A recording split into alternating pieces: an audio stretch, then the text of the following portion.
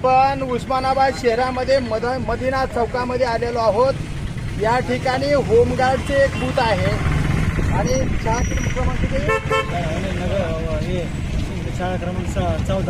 शाळा क्रमांक 14 मध्ये एक बूथ आहे आणि किमान 2-4 बूथ 327 ते 337 बूथवर जे नावं 1,500 ते 2,000 गायब आहेत असं पब्लिकने या ठिकाणी सांगितलंय।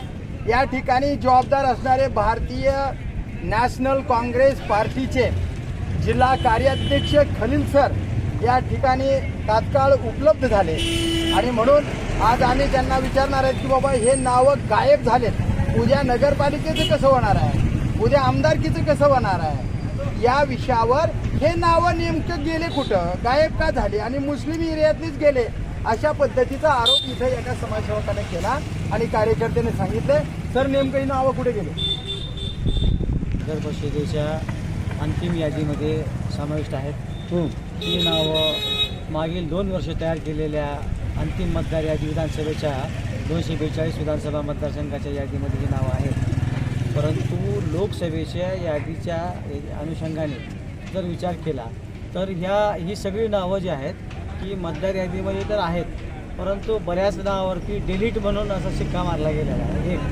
आणि दुसरा की कुटुंबाची नावं एका बूथवर, त्यांच्या लेकरांची नावं दुसऱ्या बूथवर, नवऱ्याचं नाव एका बूथवर, बायकोचं नाव तिसऱ्या बूथवर, अशा प्रकारचा सगळा अस्ताव्यस्त गोंधळ करून ठेवलेला आहे या यंत्रणेने। दुसरी महत्त्वाची बाब अशी आहे की जे BLO नेमले सरकारने की त्यांचे पोलचीट वाटप करण्याचे, त्या BLOने पोलचीटच वाटल्या नाहीत, त्याच्यामुळे लोकांपर्यंत त्या पोलचीट पोचल्या नाहीत।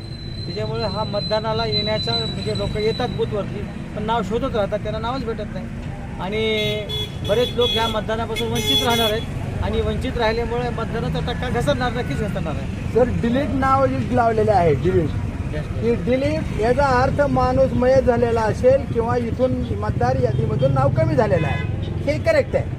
पण 1,500 ते 2,000 नावं गायब आहेत असं लोकांचं मत आहे। मग गायब आहेत का दुसऱ्या बूथवर ट्रान्सफर झालेत, त्या दुसऱ्या बूथवर जर ट्रान्सफर झाले तर त्याचे अधिकृत जे आहे की मेसेज माननीय जिल्हाधिकाऱ्यांना केलेला आहे की मी 4-5 मतदाराबरोबर बूथवरती गेलो, तिथे डिलीट असं नाव लिहिलेलं होतं आणि डिलीट केल्यानंतर मी त्या BLOला तिथल्या बूथ ऑफिसरला विचारलं तर त्यांनी सांगितलं की आता हे मतदान करता येत नाही, ती जिवंत आहे, ती हयात आहेत, उपलब्ध आहे।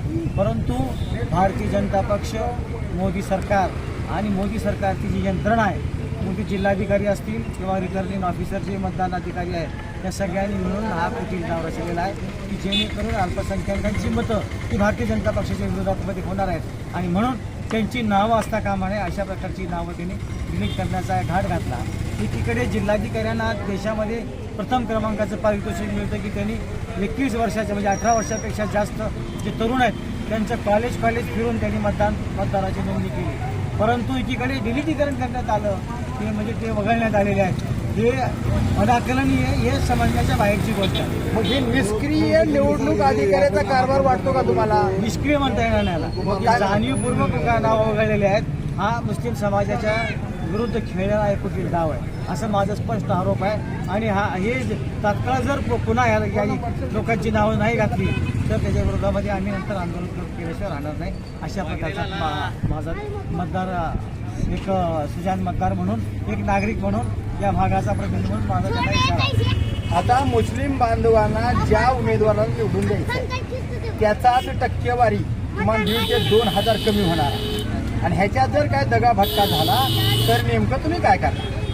आता हे जे आहे ना पाहिली जात नाही काय, त्याच्यामुळं हा दगाफटका झालेला आहे। त्याच वेळेला जरी नावं पाहिली असतील तर हा दगाफटका झाला नसता, परंतु आता हा दगाफटका जो आहे हा आता नव्यानेही डिलीट नावं दुरुस्त करावे लागतील। ज्यांची नावं ओळखपत्र आहेत म्हणजे ज्यांची नावं घडली त्यांचंही पुन्हा रजिस्ट्रेशन करावं लागेल नव्याने आणि मग त्यांची नावं आली की नाही नंतर ती खात्री। पण आज लोकसभेच्या मतदारापासून ते वंचित राहिले याच्याबद्दल तुमची नॅशनल काँग्रेस पार्टी काय करणार आणि नेमकं अधिकाऱ्याला काय सांगणार? मी आता याच्या विरोधामध्ये इलेक्शन कमिशन ऑफ इंडिया यांच्याकडे तक्रार दाखल करू की अशा प्रकारच्या ज्या चुका झालेल्या आहेत या जाणीवपूर्वक केल्या गेलेल्या आहेत, याच्यामुळं लोकांना ह्या लोकशाहीच्या उत्सवापासून वंचित राहावं लागायला लागले आणि दुसरं म्हणजे त्यांना इच्छित असलेल्या उमेदवाराला त्यांना मतदान करता येईना ही एक मोठी शोकांतिका आहे.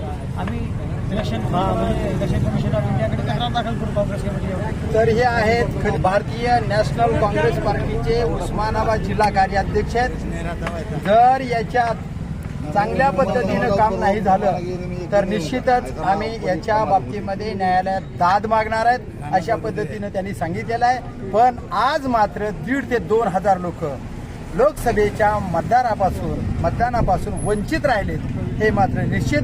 आता ह्या कारभारामध्ये घाळ कारभार केलाय निवडणूक अधिकाऱ्याने असं त्यांचं मत आहे. त्यांनी जाणीवपूर्वक केलंय असं त्यांचं मत नाही, पण अधिकाऱ्याने जाणीवपूर्वक केलं, मुसलमानाला जाणीवपूर्वक वगळण्याचं काम केलं असं त्यांचा आरोप आहे. तर पाहूया येणाऱ्या काळामध्ये सय्यद खलील सर काय निवडणूक अधिकाऱ्यांना सबब देतात आणि काय न्याय मागतात ती येणाऱ्या काळातच. मी प्रभाकर लोंढे, यूट्यूब चॅनल संपादक खडतर प्रवास या चॅनलला सबस्क्राईब करा, लाईक करा, शेअर करा.